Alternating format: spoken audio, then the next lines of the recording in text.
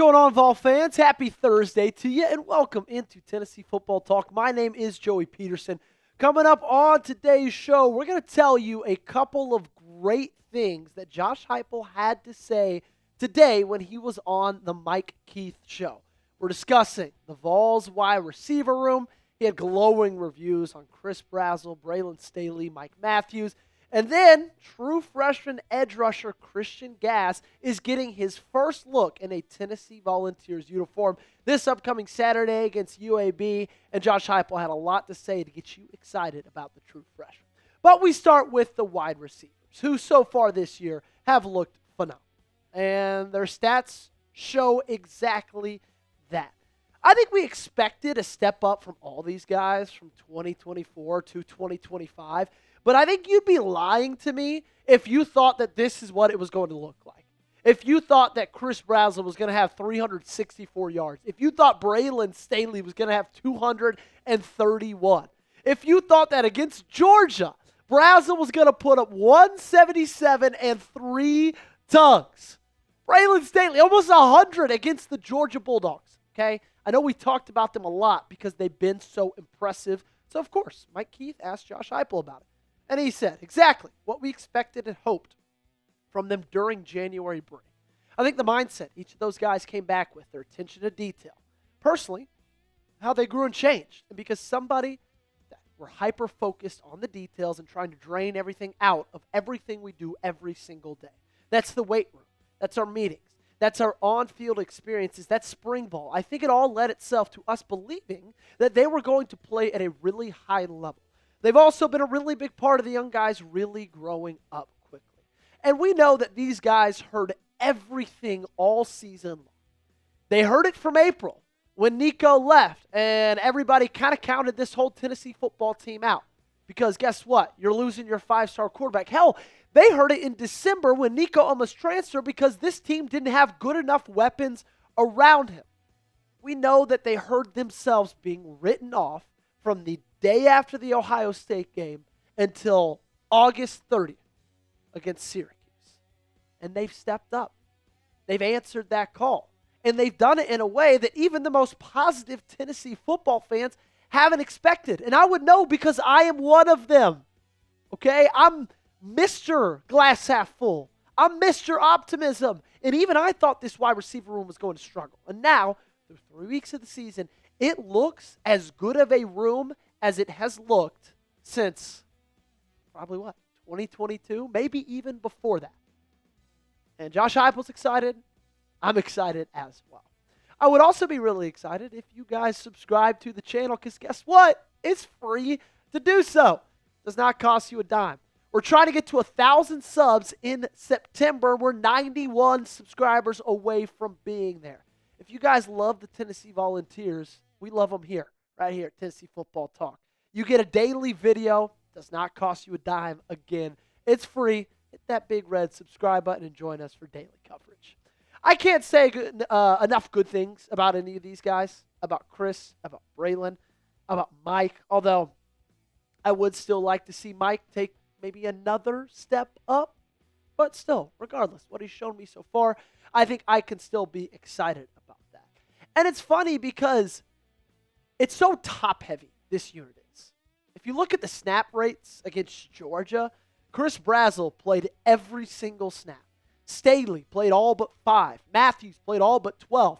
Those were really the only 3 wide receivers that got in the game. Travis Smith got 5 snaps. Rodarius Jackson got 1 snap before he got absolutely a shot to the ribs, and he was out for the rest of the game and is on this week's injury report. But of these 74 snaps, only 6 came with receivers that weren't Mike Matthews, Braylon Staley, or Chris Brazzell all out there. Okay? It's showing that Kelsey Pope, Josh Heupel, Joey Halsley, they know that these 3 are the guys. And they know that they're good enough to be out there all game long. And they also know it's going to be important to this team's success if they're out there all game long. Now, the cool thing about this wide receiver room is, yeah, it's excelling right now. But there's even more help on the way. Okay, I believe in Travis Smith and Rodarius Jackson and their futures with Tennessee. They're just true freshmen, okay? They're going to be awesome. They're going to have great careers in orange and white. But I also think the two guys you got coming in, the 2026 class, they're going to do just as well. You got the 5-star Tristan Keys, who just flipped from LSU to Tennessee. He's the number 1 wide receiver when you look at the 24/7 recruiting rankings. Tyreek King, 4-star, Knox Catholic. He's the number 11 wide receiver in the class. Both of those guys will be on campus in January. And you're going to add them to a group. Probably won't have Chris Brazzell next year, but you're going to have Braylon Staley again. Ra Jackson, Travis Smith, they're going into year 2. You bring these guys in year 1. This team, this wide receiver room is going to be special again. Okay? That wasn't the only thing Josh Heupel talked about, though, right? It was a long show with Mike Keith. If you haven't watched it, I would suggest you do so, but not before you're done watching here. He also talked about the true freshman edge rusher, Christian Gass. Now, if you haven't heard that name, don't worry. He has not played yet, right? He dealt with an injury during this offseason, and that sidelined him for a lot of the preseason activities, a lot of training camp, and obviously throughout this season so far. He's a 6'3", 217-pound edge rusher from Georgia. He was a 4-star prospect in the 2025 class, the 229th ranked national player. He came in early enrolled in January, was here for a lot of the, offseason, even the playoff prep. I actually think he was on campus in December. Regardless, he's got to get his shot to play this weekend against UAB. Here's more from Coach Heupel. Coming in, he had sustained an injury and ultimately had to have surgery on it. He's been going through a long process of getting physically ready to go play. Been able to progress in here over the last few weeks. He'll get an opportunity to play in this one. We're really excited about the player, but excited for him too. A guy that played in the second level in high school is a first-level player for us. Has all the traits, is a smart guy that's worked really hard at understanding it while he's been limited. He's got length, he's got speed, he's got short area quickness, has the ability to help us on special teams. Really excited to get him going. And I've got the feeling he's going to pop on Saturday. Now, I'm not saying he's going to go out there and get 4.5, 5 sacks, but I do think there's a couple plays where we'll be watching and we're going to say, who the hell is Christian Gass? With 2 S's? Who's that guy? And then after a couple weeks, I think we're going to be used to it, okay? And again, I'm not expecting him to lead this team in sacks this year, but I do expect him to give us a little bit of what James Pierce Jr.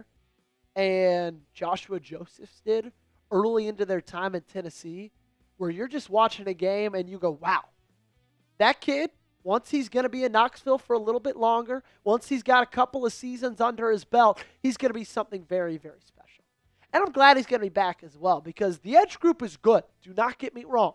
Was really, really excited about what they were able to do against the Georgia Bulldogs on Saturday and really what they've been able to do all season. But at the same time, like in the same breath, they could use a little bit of depth. Plain and simple. Regardless of stuff they've been playing, Caleb Herring, he made his presence felt on Saturday's game. 4 tackles, a sack and a half, 2.5 tackles for loss. Joshua Josephs got himself 4 tackles and a sack as well with 2 tackles for loss. And then Jordan Ross, a guy who was in Christian Gass's shoes just last year as a freshman, came in, 4 tackles, half a sack, and a tackle for loss. Guys, this group is already really impressing me, given everything they lost last year with James Pierce Jr. and Omar Norman Lott being so good from the interior. And I'm excited to see what they'll be with this addition of Christian Gass. Need you to be honest with me. How confident are you in Tennessee's defensive line? Scale it for me 1 to 10 down below in the comment section. 10, you're the most confident you could be. 1, not very confident at all.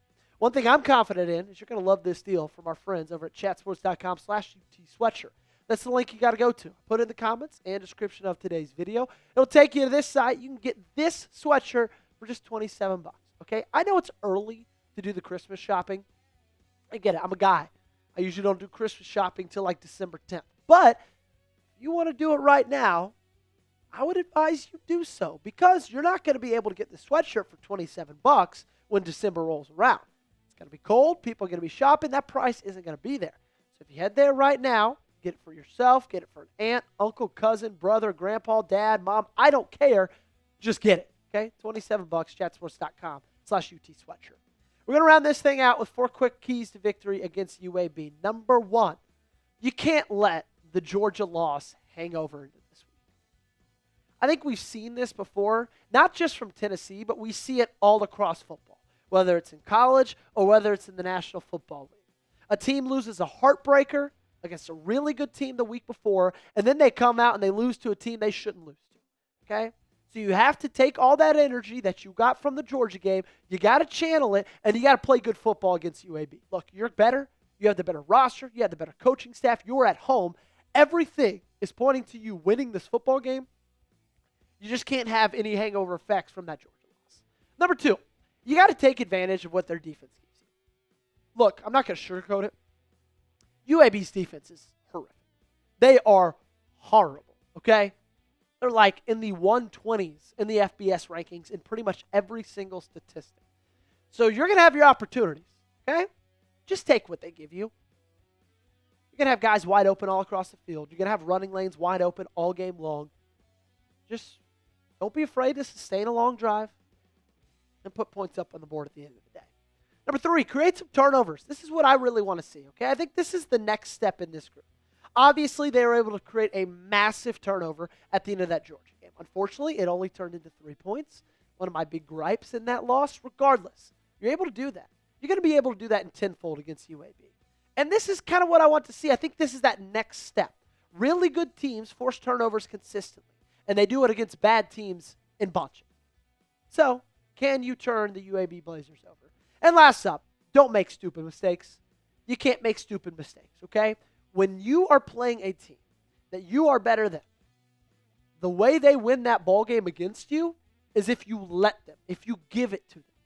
That's if you make special teams mistakes, if you turn the football over, if you have stupid penalties. All of those things result in worse teams being competitive in football games they have no business being competitive in. There's a chance that happens. I hope it doesn't. But if you go out there, you make dumb mistakes, it will. What do you think about this weekend? You think Tennessee will cover the 39.5-point spread? Let me know in the comment section down below. Give me a yes or a no. Basically, would you take Tennessee at minus 39.5? Gage, would you? Let me know. Would you do it, Gage? Gage would do it. I think I'd do it as well. One thing I want you guys to do is give me a follow on social media. You know I'm on Twitter and Instagram.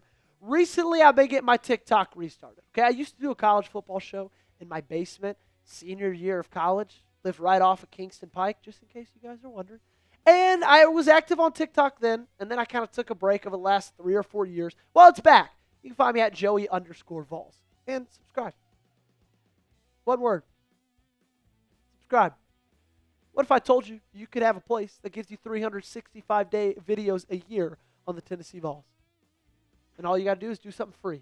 Hit that big red sub button, lock us in for daily coverage, and until next time, let's go Big Orange.